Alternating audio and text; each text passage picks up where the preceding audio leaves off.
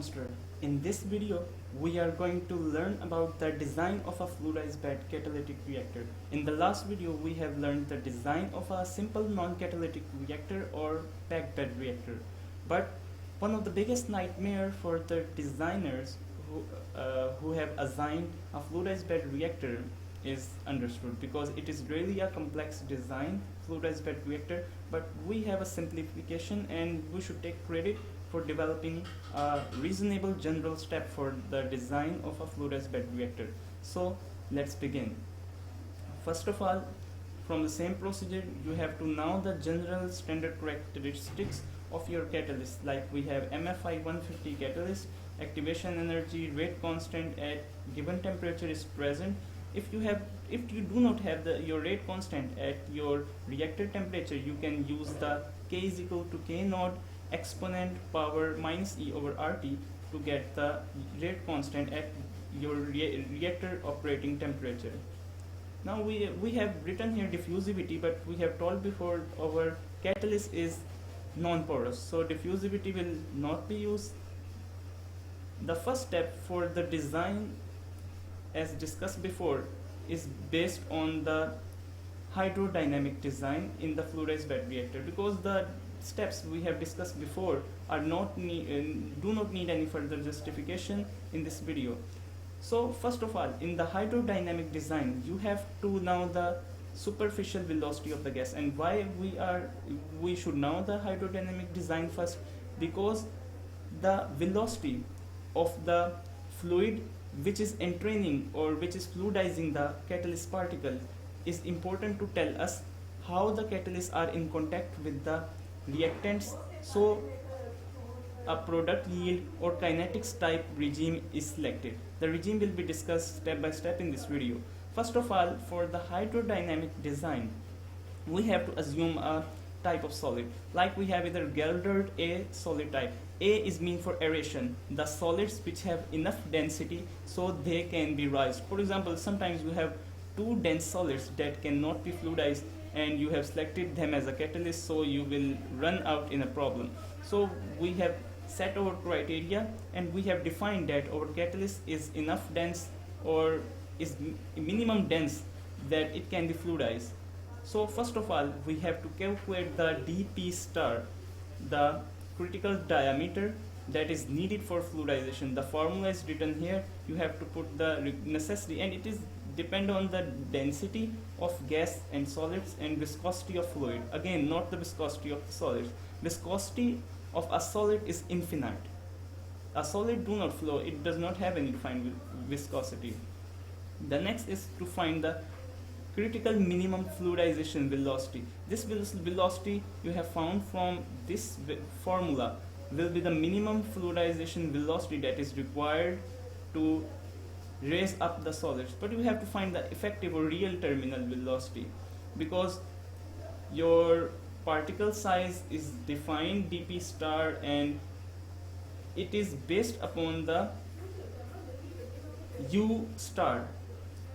The minimum fluidization velocity, your terminal velocity, should be above the minimum fluidization velocity, so it can be find out or calculated using this formula.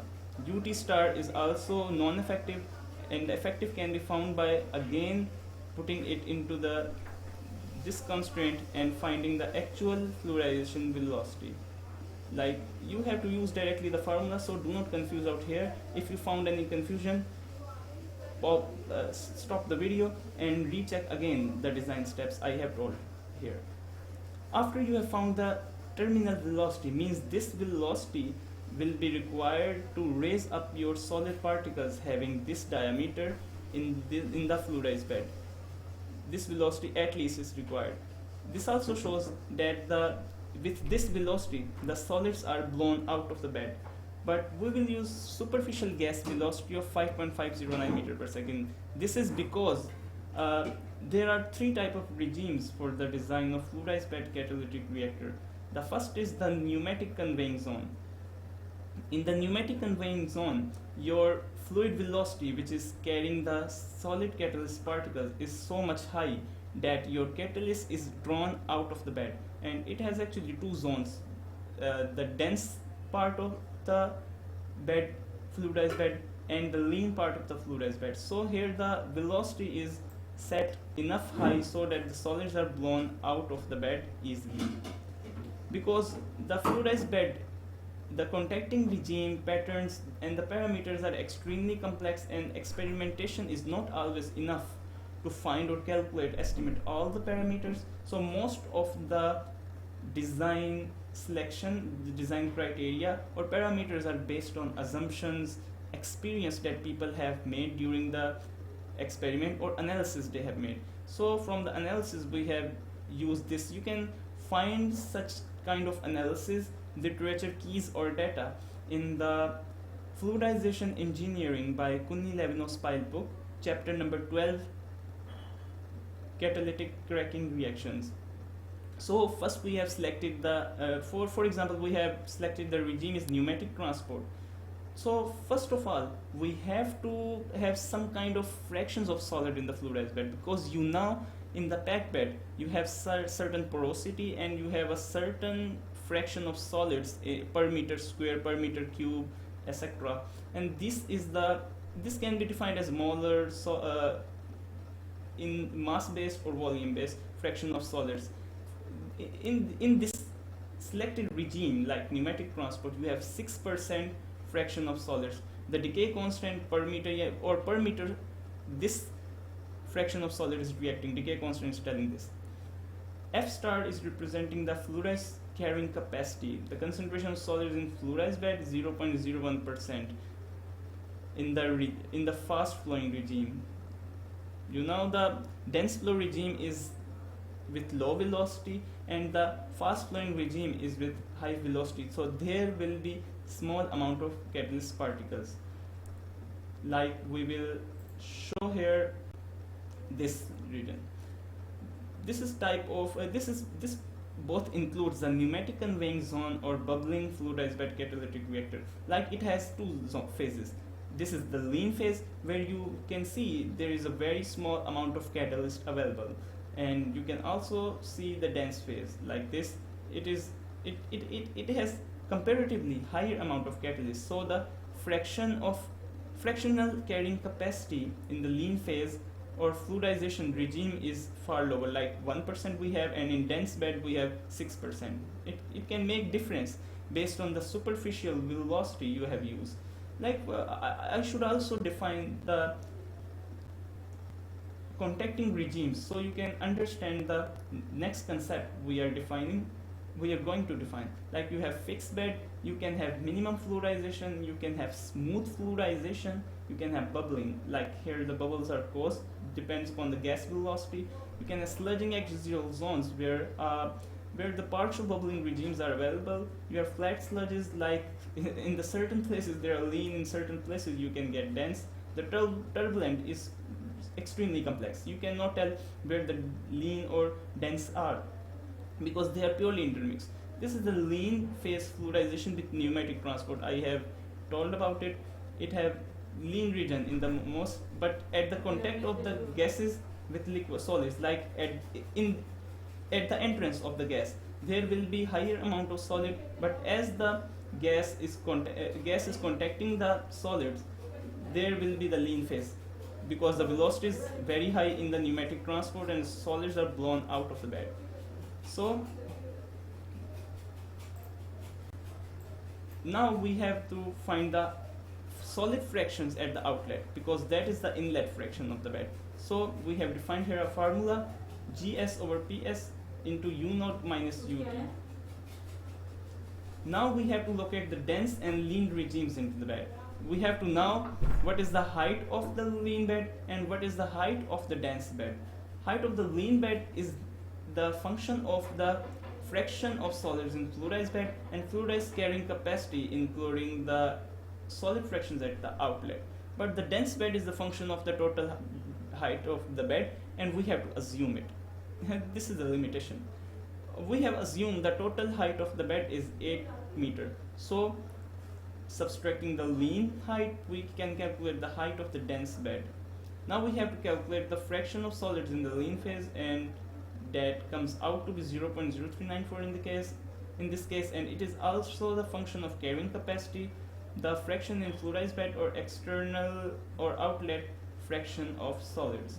The formulas are defined, and for the understanding of the theoretical region, the video will become so long if I try to cover all the basic concepts. So I am telling only the standard procedure of design and covering the major discussion or confusion parts.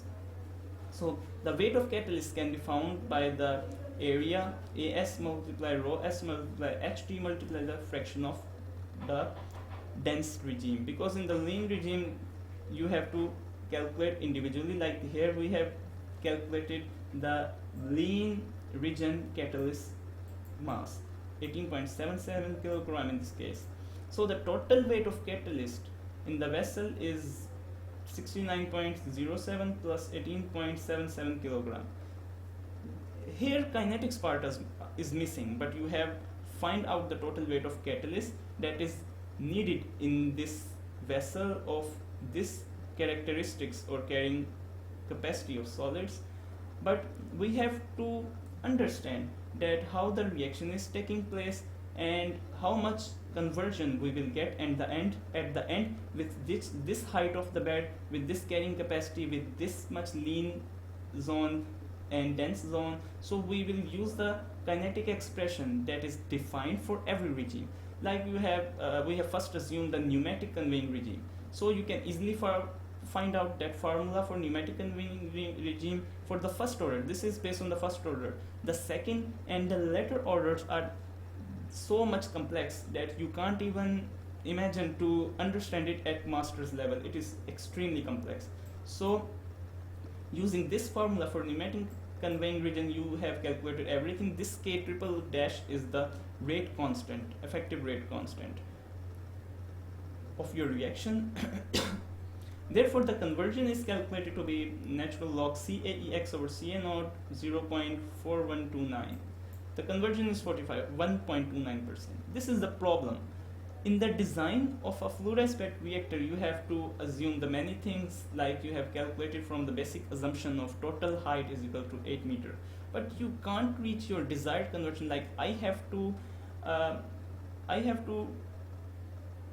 get the 79% overall conversion of N-hexane, but I have to stay at 41.29%. There can be two things we can do. The first is you can change the velocity. So the lean and dense regions will divide, increase or decrease in a ratio. So you can check, you can analyze how the results will differ in this case. Or you can change the regime. Like the pneumatic conveying region, I am not getting the satisfactory result. So I will move to the bubbling transport region. I can use the fast turbulent scenario, or very low turbulent region, or film type region. That is not actually really effective in catalytic reaction case in fluidized bed. So next we will move to the high solid flow. We increase the gas velocity, like we have assumed the G is equal to 200, and we have increased the value of G to 300 from 200.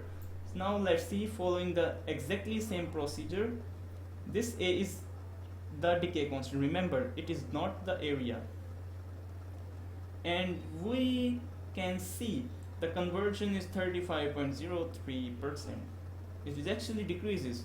I was actually testing all the regimes, so I have used all the data again and again. In this region the conversion is lower.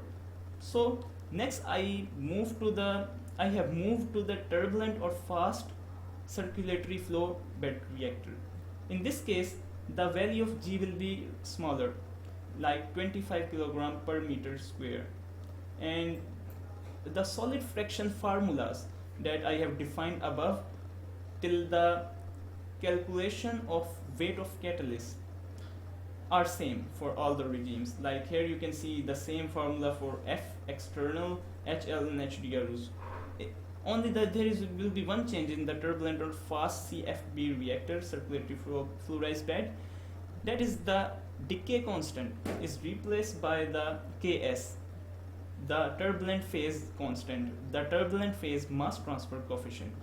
Because in the turbulent the contact is so sudden and the decay at the normal rate will be will not represent a true solution. So a different mass transfer coefficient at the fast contact of fluid and catalyst will be required and is justified here. For more theory, again saying, visit the Fluidization Engineering by Kunni Levenospiel, chapter number 12. Now, the weight of catalyst is calculated by the same formula.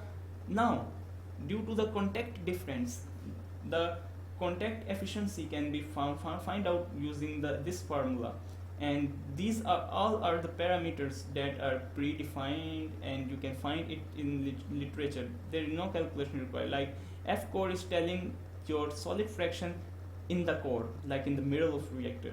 This is the K constant. F wall is the solid fraction along the walls of the reactor vessel. S is the efficiency, is the emulsion efficiency, okay? How much solids contact, how better solid contact you have in the emulsion phase. I will define these three kind of phases now. This is the KCV. It is a cloud phase. 5 per second is the contact ratio in the cloud phase. Now the efficiency using this formula will come out to be 0.817. We can find the lean phase contact efficiency using this defined dense bed efficiency using this formula, where B is the rate constant from experimental data, and it varies. It depends on the experiment that how much B value you obtain, and it shows how fast the reaction is taking place. To demonstrate that the lean phase contact efficiency rises exponentially from Z is equal to 0 to Z is equal to 1. It is telling true, because when the height is 0, like the solid has just started the contact in the lean phase with the gas, the contact efficiency will be very small because the fluid is not distributed properly. But as you will move above the length, the contact will increase because more solids will be in contact with the fluid. So the next is the kinetic expression for the bubbling or fast turbulent regime, like this expression, and I am going to tell now what this expression is showing. It consists of the three regions. The fast turbulent or bubbling is almost same, so I will not define it separately. Okay, the mechanism of the reaction is distributed into the three regions in the bubbling or turbulent phase. One is the reactant rising in bubble, then it is defined by this function. I will not explain it too much. Then it moves through the reactions in cloud, and then reaction emulsion. Like I will show a demonstration like here. The bubble phase is inside the bubble of reaction, where the catalyst particles is in the middle. The cloud is in the lean region, and the emulsion becomes the denser region. For more information, read the bubble rise velocity concept on the Google or the book, because the video is going to become the extra long due to it. Okay, coming back to the concept of the reactor design. Now again we put all the necessary variables that we have defined before into this rate equation. We have calculated the natural log CAD of CA external D dense 1.34. We have to take the this is CAD into the dense bed. Now CA node over CAD will be defined by another formula, from where our answer is 0.3329, for example. Now we have to multiply taking the exponent, so the natural log is removed, and with the chain ratio we can find the CAEX over CA node. CA node over CAX is what we require. The CAX external concentration, and CA node is the concentration at the beginning.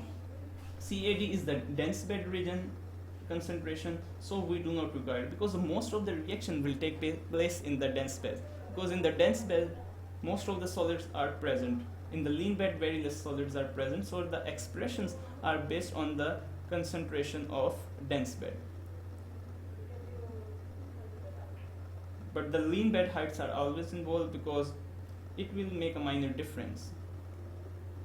Now we have checked from this reactions on the conversion actually comes out to be 0.467%.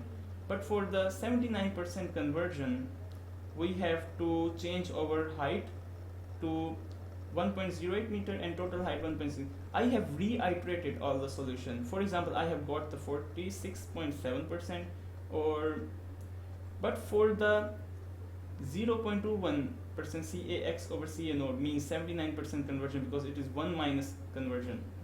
So fixing the lean phase, and we have one variable that we have assumed, and we can change it so that we can find a reasonable result, that is the total height. Now we have changed the total height, and it will change the fraction carrying capacity, the height of lean bed and height of dense bed.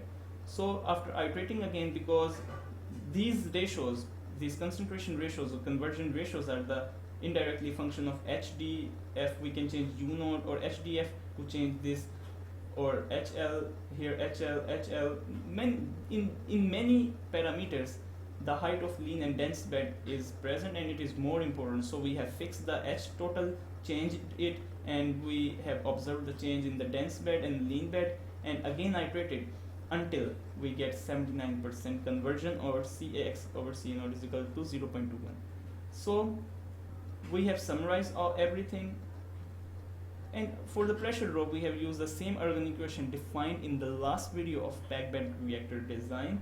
And from the results, we have found that the bubbling turbulent fluidized reactor require less amount of catalyst, less height or total volume, and less velocity. So the bubbling turbulent fluidized region is really amazing, and it is good. So I have selected it in my next case, and for the fluidized bed regenerator like. But for this video, this is enough, because it becomes really complex for you to understand.